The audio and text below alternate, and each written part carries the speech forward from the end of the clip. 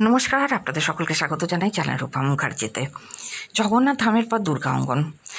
মুখ্যমন্ত্রীর ঘোষণার পর সিদ্ধান্ত হয়ে গেল রাজ্য মন্ত্রিসভাতেও সবিস্তারে ঘোষণা দিন কয়েকের মধ্যে। নবান্ন সূত্রে জানা যাচ্ছে, পর্যটন দপ্তর এবং হিডকো যৌথভাবে দুর্গা অঙ্কন তৈরি করবে।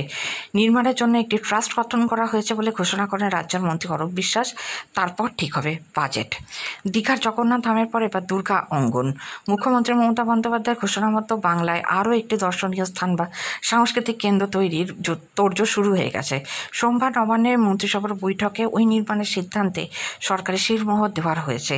নবান্ন সূত্রে জানা যাচ্ছে, পর্যটন দপ্তর এবং হিডকো যৌথভাবে দুর্গা অঙ্কন তৈরি করবে। নির্মাণের জন্য একটি ট্রাস্ট গঠন করা হবে বলে ঘোষণা করেন মন্ত্রী অরূপ বিশ্বাস। মন্ত্রী নির্মাণের বাজেট কোথায় মন্দির তৈরি হবে এই বিষয়ে দ্রুত সিদ্ধান্ত নেবে রাজ্য সরকার। নবান্নের সাংবাদিক বৈঠক করেছিলেন মন্ত্রী অরূপ বিশ্বাস এবং ফিরহাদ হাকিম।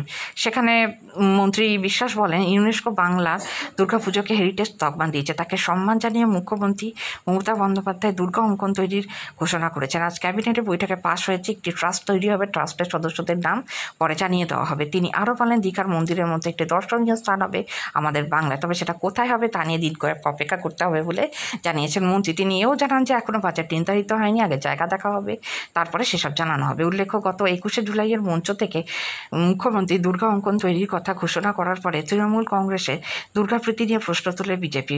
সম্প্রতি পশ্চিমবঙ্গ সফরে এসে দুর্গাপুরের সভায় প্রধানমন্ত্রী নরেন্দ্র মোদী জয় মা দুর্গা, জয় মা কালী বলে বক্তব্য শুরু করেছিলেন। তৃণমূলের সর্বভারতীয় সাধারণ সম্পাদক অভিষেক বন্দ্যোপাধ্যায় ওই 21শে মঞ্চ থেকে তা নিয়ে তীব্র কটাক্ষ করেন।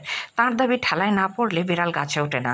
তারপরেই মঞ্চে উঠে তৃণমূলের সর্বময় নেত্রী মমতা বন্দ্যোপাধ্যায় দুর্গা অঙ্গন তৈরির কথা ঘোষণা করেন। রাজনৈতিক শিবিরের একাংশের মতে বিজেপির সঙ্গে হিন্দুত্বের প্রতিযোগিতায় কোনো ছাড় দিতে রাজি নন তৃণমূল কর্তৃপক্ষ।